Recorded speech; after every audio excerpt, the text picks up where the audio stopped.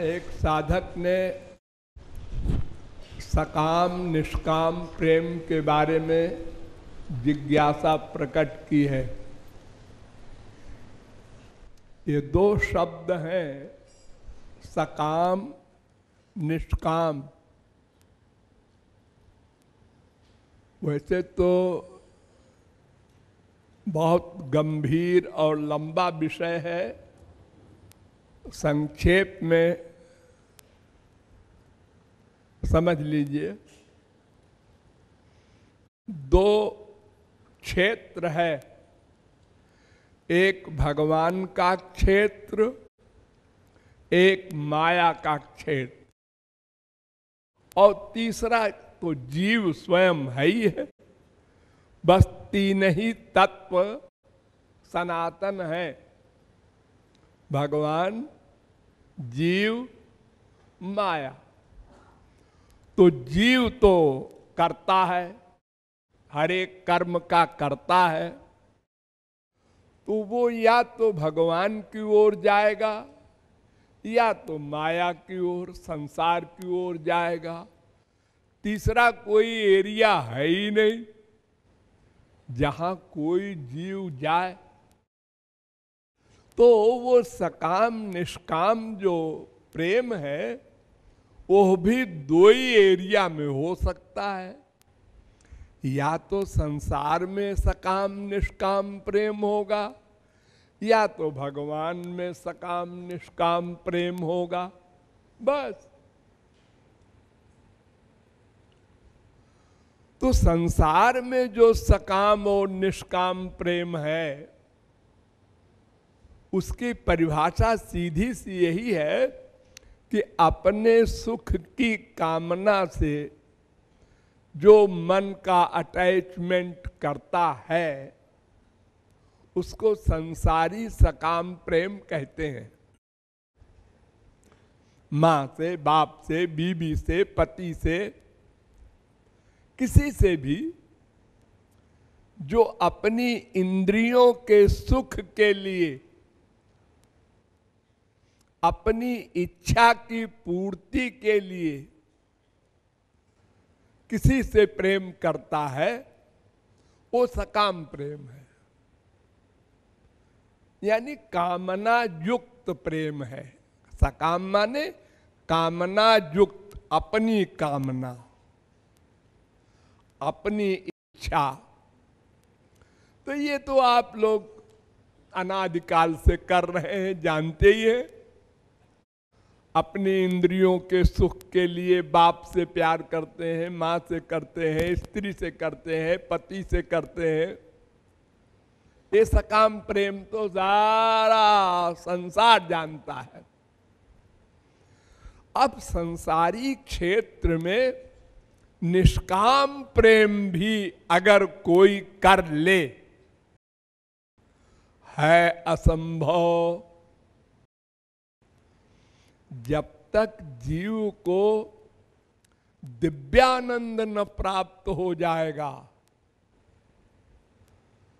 यानी पूर्ण काम न हो जाएगा, परिपूर्ण न हो जाएगा, भगवत प्राप्ति न कर लेगा, तब तक अपनी कोई न कोई कामना बनाएगा, बच नहीं सकता। कोई भी हो, स्वर्ग का देवता हो, चाहे मनुष्य हो, चाहे राक्षस हो, आनंद के लिए कामना बनाना पड़ेगा।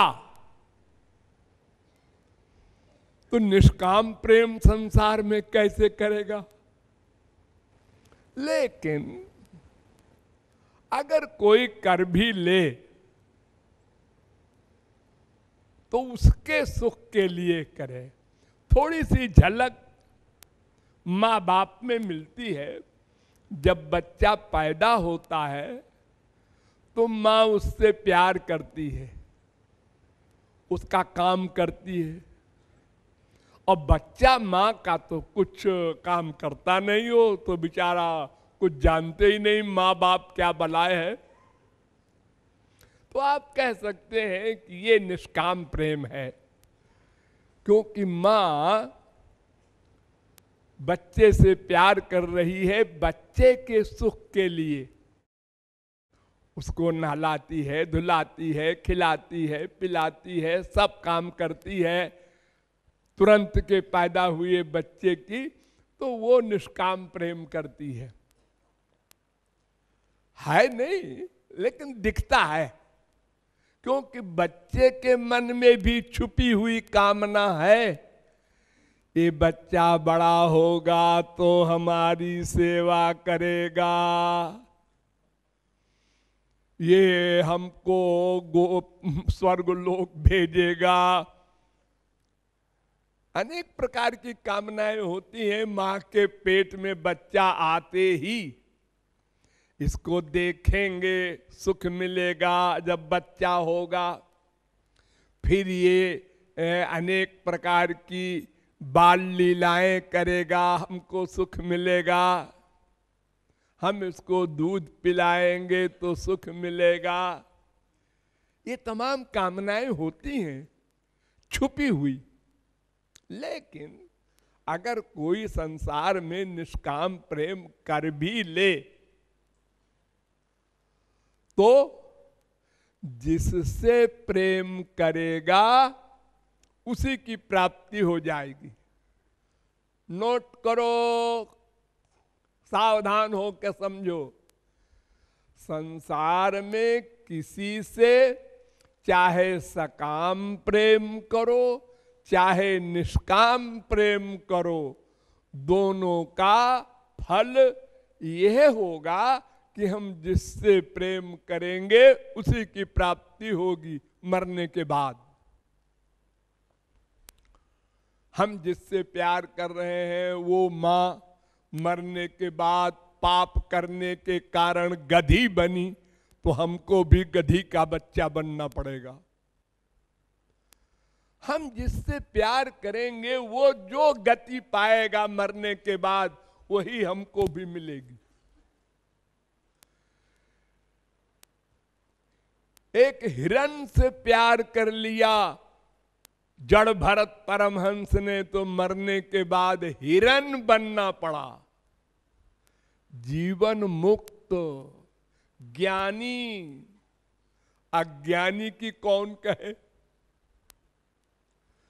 तो संसार में चाहे सकाम प्रेम करो चाहे निष्काम प्रेम करो, वैसे तो निष्काम प्रेम कोई कर नहीं सकता, एक कृपालु का चैलेंज है। लेकिन अगर कोई जिद करे कि एक आदमी ऐसा है जो निष्काम प्रेम करता है मां से, बाप से, भाई से, बीबी से, अच्छा चलो मान लेते हैं, तो उसका फल भी नश्वर माइक 84 लाख में घूमना। ये संसारी सकाम निष्काम प्रेम का परिणाम है। और परिभाषा भी मैंने आपको बता दी, अपने सुख के लिए जो प्यार करे वो सकाम प्रेम, और जो दूसरे के सुख के लिए प्यार करे वो निष्काम प्रेम। बस अब ईश्वरीय क्षेत्र में चलो। श्री कृष्ण से सकाम प्रेम करने वाला दो प्रकार का होता है। बहुत ध्यान से समझो। एक संसारी वस्तु की कामना से श्री कृष्ण से प्यार करे। हमको अरबपति बना दीजिए, हमको पुत्र दे दीजिए, कोई भी ऐसी संसारी कामना लेकर के और श्री कृष्ण से प्यार करे, उनकी उपासना करे, भक्ति करे, इसको भी सकाम भक्ति कहते हैं श्री कृष्ण के प्रति। ये अज्ञानियों की भक्ति होती है, मूर्खों की भक्ति। नंबर 1 का जो मूर्ख है, टॉप का मूर्ख जो है,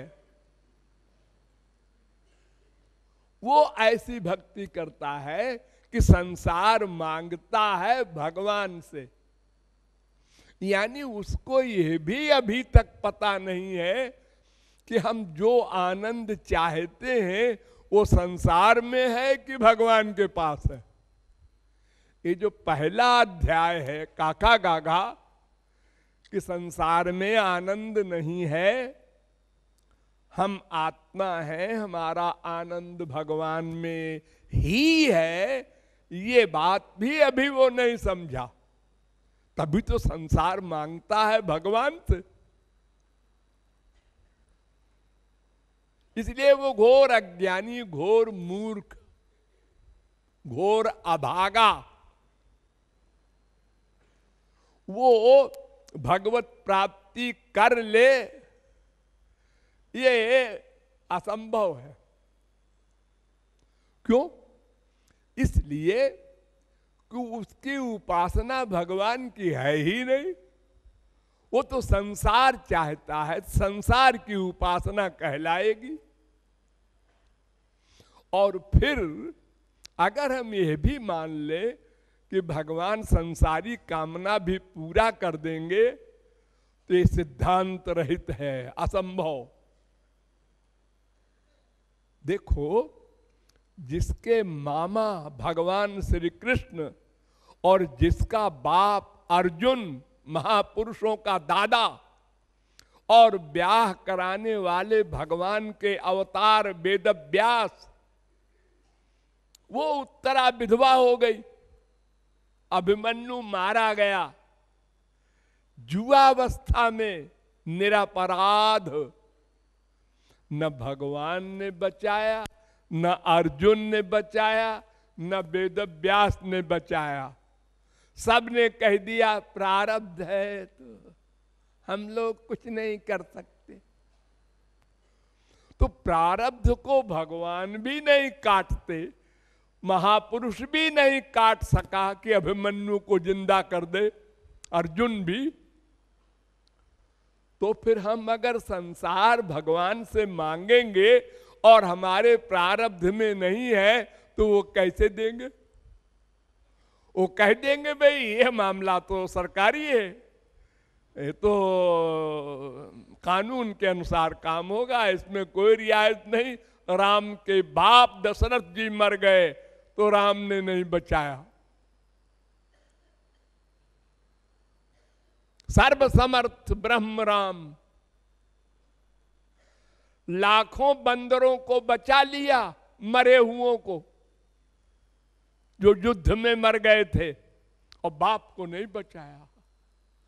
तो प्रारब्ध को भगवान भी नहीं काटते, सर्वसमर्थ होकर भी। तो हम भगवान से क्यों संसार मांगे, क्यों आशा करें? घोर मूर्खता। और अगर वो काट भी दें, संसार दे भी दें, तो आनंद तो मिलेगा नहीं। फिर आगे मांगेंगे 1 करोड़ दे दीजिए महाराज, बस फिर कुछ नहीं कामना। 1 करोड़ दे दिया, 1 करोड़ इस महंगाई में क्या होता है? 1 करोड़ की तो गाड़ी आती है आजकल, कार। 2 करोड़, ये बीमारी जाएगी स्वर्ग सम्राट इंद्र तक। सुरपतिर ब्राह्मम पदम याचते।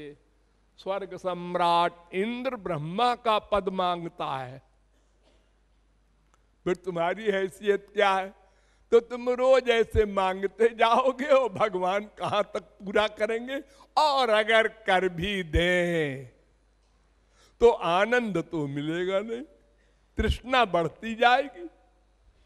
जैसे जलती हुई आग में घी डाला, आग बढ़ी, और डालेंगे, और बढ़ी, और डालेंगे, बुझा के छोड़ेंगे। अरे तू पागल हुआ है, आग बढ़ती जाएगी। घी से आग बढ़ती है, घटती नहीं है। जितनी कामनाएं पूरी होती जाएंगी उतनी बड़ी बड़ी कामना आगे बढ़ती जाएगी। कहीं एंड नहीं है। गिरिर्महान गिरिरब्धिर्महान अब्धेर नभो महत नभसोपि परम ब्रह्म ततोप्याशा दुरत्यया।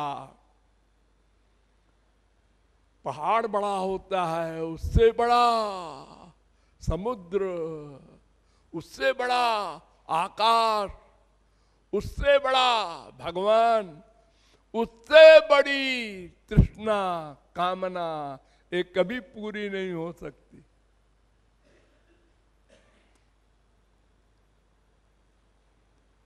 तो संसार मांगना भगवान से, इसका कोई परिणाम नहीं निकलेगा, वो मिलेगा भी नहीं, मिल भी जाए तो आनंद नहीं मिलेगा। इसलिए वो घोर मूर्खता, घोर घोर घोर मूर्खता, इसलिए उसकी तो बात ही नहीं सोचना है। प्रमूढ़ा वेद कहता है वो घोर मूर्ख है, जो बड़ी बड़ी कामनाएं करके स्वर्गाधिक लोग चाहते हैं, मृत्युलोक में क्या धरा। अब दूसरा सकाम है कि भगवान से भगवान की चीज चाहना, भगवान से भगवान का विषय मांगना, उनका दर्शन हो आंख का विषय, उनकी मुरली नाद सुने कान का विषय, उनके शरीर की सुगंध नासिका से मिले ये उनके शरीर की नाक का विषय, उनके शरीर का आलिंगन मिले ये त्वचा का विषय। यानी ये शरीर इंद्रिय का जो विषय है, संसार का जो हम चाह रहे हैं, ये केवल श्री कृष्ण का ही चाहे। एक सकाम भक्त ये है।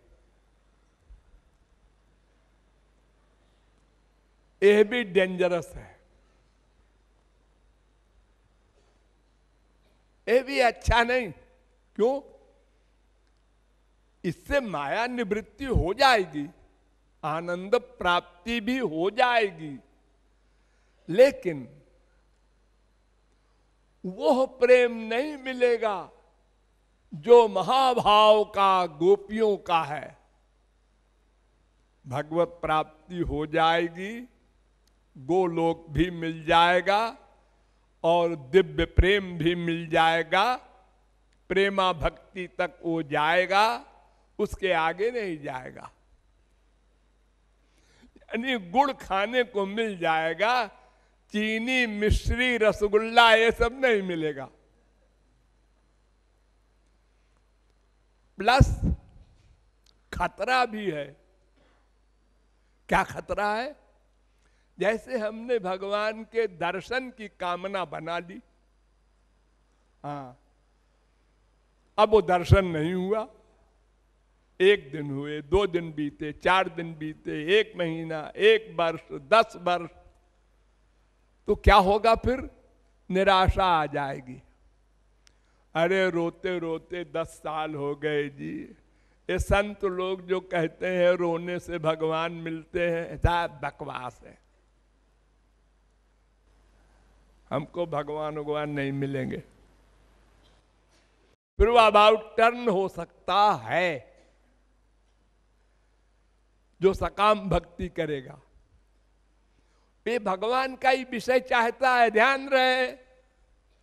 ये संसार नहीं मांगता, भगवान का ही विषय मांगता है।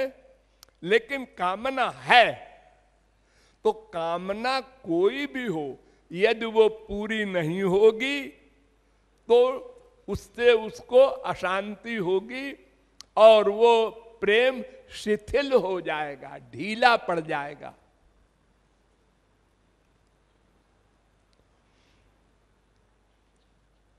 अब आया सबसे ऊंचा वाला निष्काम प्रेम।